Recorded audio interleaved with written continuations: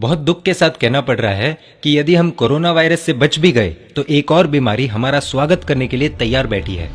जी हाँ, और पूरी जानकारी के लिए वीडियो के अंत तक बने रहिए हमारे साथ। दोस्तों, केरला के 2 पोल्ट्री फार्म में बर्ड फ्लू की पुष्टि हो चुकी है।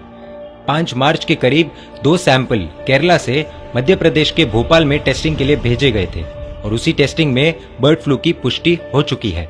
इतना ही नहीं, मैसूर में पक्षियों की असाधारण मृत्यु के कारण आशंका जताई जा रही है कि बर्ड फ्लू मैसूर तक पहुंच चुका है और वहां के अधिकारियों ने भी टेस्टिंग के लिए सैंपल भेज दिए हैं।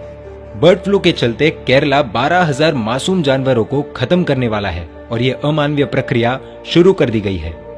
12,000 कोई छोटा आंकड़ा नहीं है और सरकार का कहना है कि ये बहुत नॉर्मल सिचुएशन है। क्या ये सच में नॉर्मल लगता है आप सभी को? आपको डराने के लिए नहीं, लेकिन आपको जगाने के लिए, आपकी जानकारी के लिए बता दे कि बर्ड फ्लू यदि इंसान में ट्रांसमिट हो जाए तो उस इंसान की मृत्यु के 60% तक के चांसेस है। या यूं कहे कि 10 लोगों का परिवार है और सभी को बर्ड फ्लू हो जाए तो सिर्फ 4 लोग शायद बच पाएंगे। ये आंकड़ा WHO का है। कोरोना वायरस के डर से अनेक लोगों ने नॉनवेज खाना छोड़ दिया है और इसकी वजह से पोल्ट्री उद्योग को 1500 से 2000 करोड़ का नुकसान हुआ है। अभी कुछ दिनों पहले भारत सरकार के पशुपालन मंत्री गिरिराज सिंह का कहना था कि कोरोना वायरस से डरने की जरूरत नहीं है और इस वायरस ने पोल्ट्री उद्योग को अपनी चपेट में नहीं लिया है। इतना ही नहीं, तेलंगाना के मंत्री एक तरह से नॉनवेज को प्रमोट करने में लगे हैं, जबकि अनेक जानकारों का कहना है कि कोरोना वायरस से बचने के लिए नॉनवेज से दूर रहना होगा। मंत्री गिरिराज सिंह सीना ठोक के नॉनवेज खाने का अनुरोध कर रहे थे, ये कहकर कि नॉनवेज के खिलाफ अफवाहें फैलाई जा रही है। लेकिन अब बर्ड फ्लू कंफर्म हो चुका है। केंद्र सरकार हो या राज्य सरकार, एक मंत्री का बयान देशवासियों के लिए बहुत मायने रखता है। यदि किसी ने इनकी बातों में आकर नॉनवेज खाया और उस व्यक्ति को बर्ड फ्लू हो गया तो कौन जिम्मेदारी लेगा?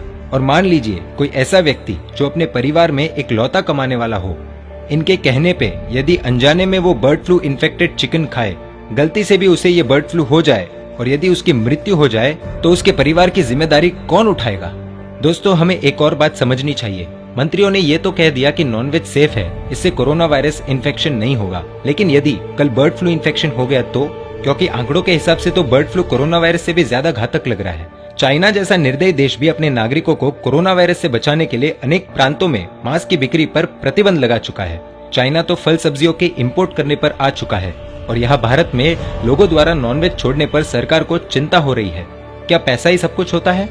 एक चीन देश है जो अपने नागरिकों को बोल रहा है कि नॉनवेज छोड़िए, और एक हमारा भारत जहां हमसे ये कहा जा रहा है कि नॉनवेज खाना बंद मत कीजिए क्योंकि उद्योगों को आर्थिक नुकसान हो रहा है। क्या एक आम आदमी की जिंदगी कोई मायने नहीं रखती? और कल यदि कुछ हो जाए तो बचाने कौन आएगा?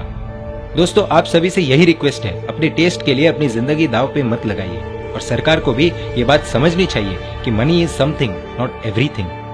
देश चलाने वालों की प्राथमिकता देशवासियों की सुरक्षा होनी चाहिए, न कि इनकम, क्योंकि व्यक्ति जिंदा रहेगा, स्वस्थ रहेगा तो कमाई आज नहीं तो कल हो ही जाएगी। दोस्तों, आपका इस पर क्या विचार है? प्लीज कमेंट कीजिए और देशवासियों को जगाने के लिए, सरकार को जगाने के लिए और इस वीडियो को प्रधानमंत्री मोदी जी तक पहुंचाने के लिए ज्यादा से ज्यादा शेयर कीजिए।